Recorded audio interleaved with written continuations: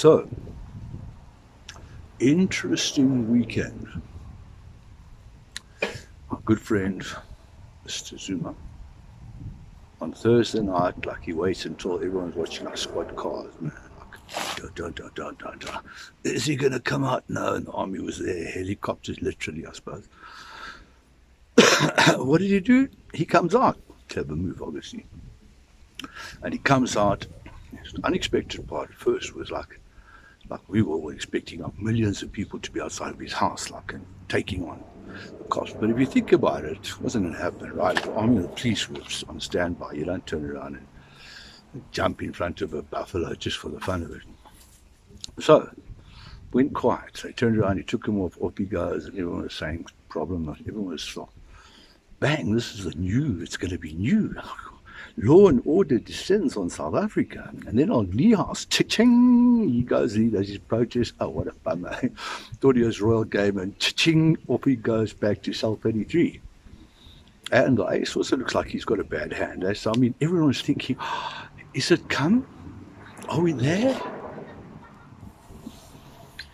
And then, after weekend, I mean, let's face it takes a while, to turn around and muster up sort of support to go and,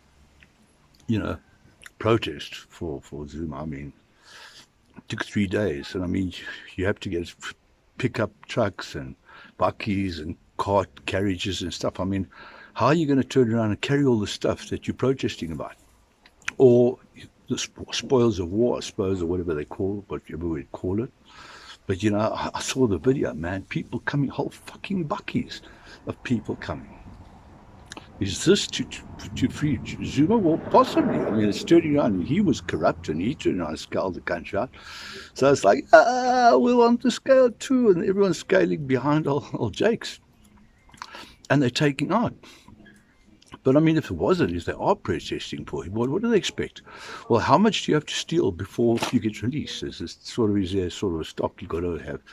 A couple of fridges, couple of washing machines, TVs. Is a number to that amount, and who gets them? Or is it fair distribution? Is it distributed fairly? I mean, that's what democracy is all about, isn't it? It's all fucking distribution, and everyone has their say. Is this democracy? Are we ready for democracy? Is humanity mature enough for democracy? Let me tell you what I'm thinking about. You want to find a soccer team. South Africa wants to choose the new Bafana team. So they open season, Soccer City, open, we're going to have 70,000. It's not during lockdown, where everyone's got fucking gas masks and tanks. Anyway, the whole thing is full up with people. And we've got the players, 20 or 30 players that are eligible. We put them on the field in a straight line. And then every person in the stadium has a vote. Who's their man? Okay, who's their team? Would we get the best team? Fuck it, obviously not. I mean, you can't. People aren't qualified to select the team. That's why we have coaches and managers and stuff, and the guys that know the sport, so they can actually find and select the best team. So the moral of the story is we find the best guys to find the best team. And how do we support the guys? By the teams winning. Take that into politics or democracy. We don't get the best team. We don't turn around and get a team. We just all vote. And the winners, all that, it's so easy. Just get the populist vote. You don't have to do anything. You just got to turn around and say, yeah, we will do what the people want. And fuck it, everyone votes for you. That's how it works. It's just, democracy.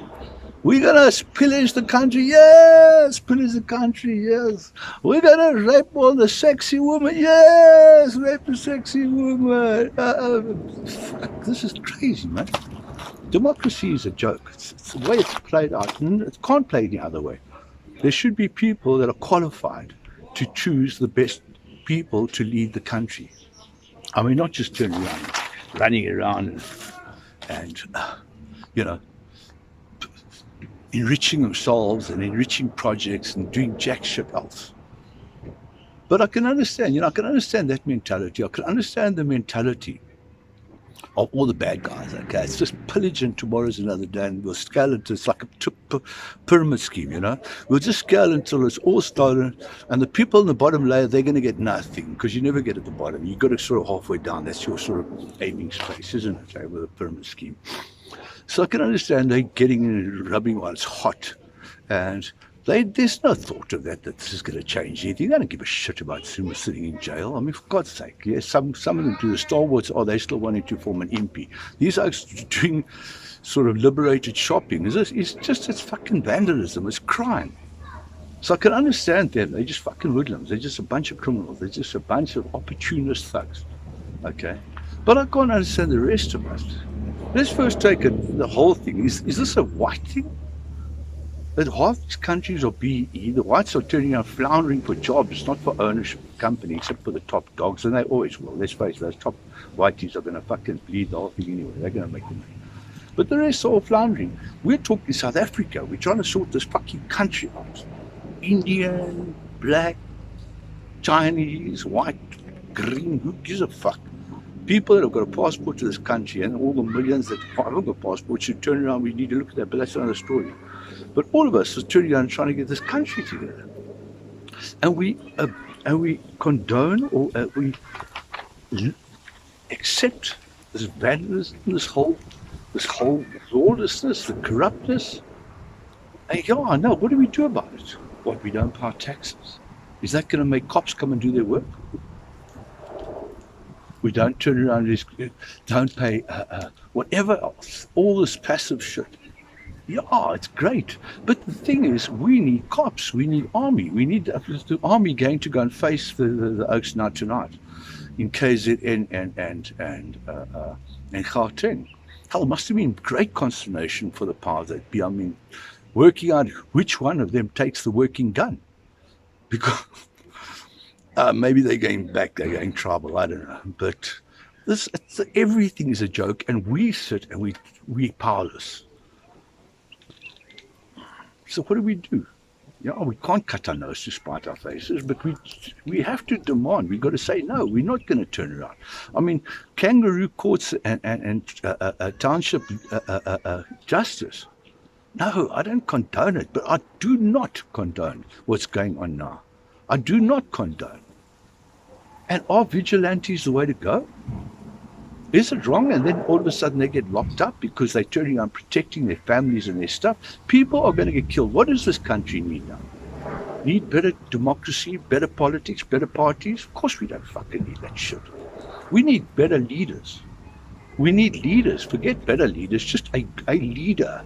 A leader would be good. A real leader. What are the attributes? Oh, he's got to be a political genius. He's got to be a business leader. He's got to have the vision. No, those are the people that should work for him. The leader is the fucking oak who's got integrity above income. He's got honor above friendship. He's got the simple things. We're looking at it wrong what we're looking for leaders. We want a person that has got the values that could to turn around and pull this country right. Not saying, well, let's fix this cop station, fix this thing. We say, no, what's wrong and what's right? Let's get the groundwork sorted out and let them know. We do not need a democratic leader. I mean, you take what's happening here and Stalin at the end of the royalty in Russia. Man, he came and bang, bang, bang, sorted out. Was it good? No, but he probably saved lives. And their lives are going to be lost. There are going to be deaths. That is inevitable. The question is it the good guys or is it the bad guys? And something should be done to protect our values, protect our currency, protect everything. And even if it is just crying out and just saying no, and not just saying no for one day. Remember that protest last year? It was a Zuma protest, one day. Zuma must fall. One day, all the whites, we all ran out of the highway. Oh, Zuma must fall. We did our fucking party. It was wonderful. And it lasted one day. Eh? No, I don't know. I don't know the politics situation, but we need to get back that integrity, honesty, transparency, the values that make it worthwhile being a human being are instilled in our society, and we carry them. We don't leverage them. We don't wait. No, we complain about fucking corruption and stuff. But when it suits us, we take a backhand, we give a bribe. This whole thing has got to stop. This whole thing, we need to fight for our country, and fighting with guns is crazy. But the guns, there needs to be systems in place that are held accountable and they do protect society, they do protect the country, and we cannot simply let it fall apart. It's not. I'm not a violent person, not at all. I don't believe in violence. I don't believe in guns. I don't believe in any of that shit. But I do believe in mind space. I do believe the power of a voice. And I do believe the indignation that comes with enough is enough. And now change. And if that means a couple of collars are rippled or whatever, that must happen. There must be disruption. There must be disruption to stop this total anarchy and breakdown and basic rumblings of revolution. This we have to do. I don't know what the answer is, but let's turn around and do our part and not compromise our values because of shit.